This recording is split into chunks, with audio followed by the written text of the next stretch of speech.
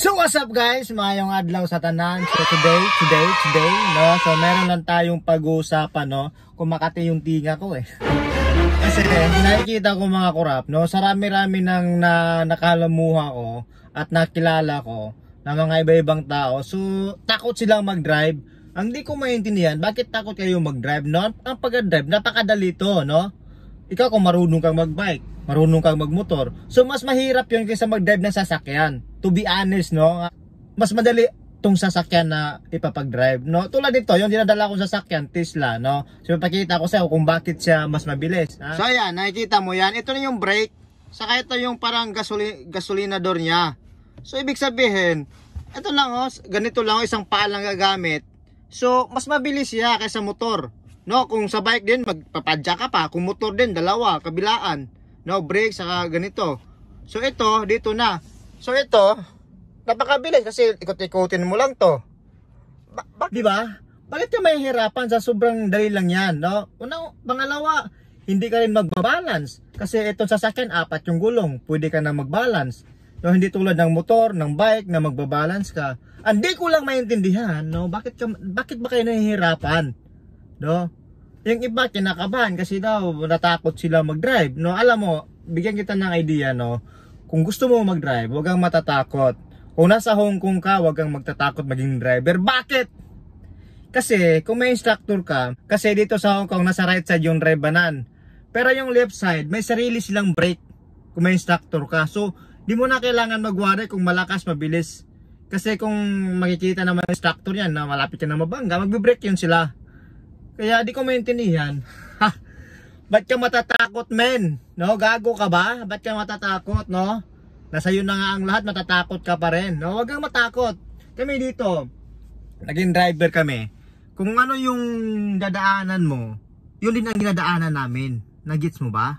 Kaya hindi kami natatakot dahil nga yung sa left side may instructor doon.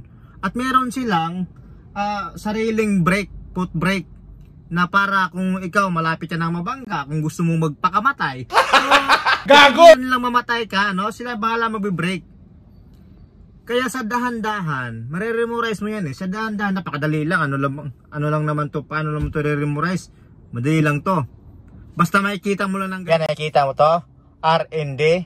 So, alam mo na yan kung ano mga tawag yan, di ba? Or di mo alam, tuturuan ka din yan. Ano? Itong R, ito yung reverse, neutral, saka drive yung D.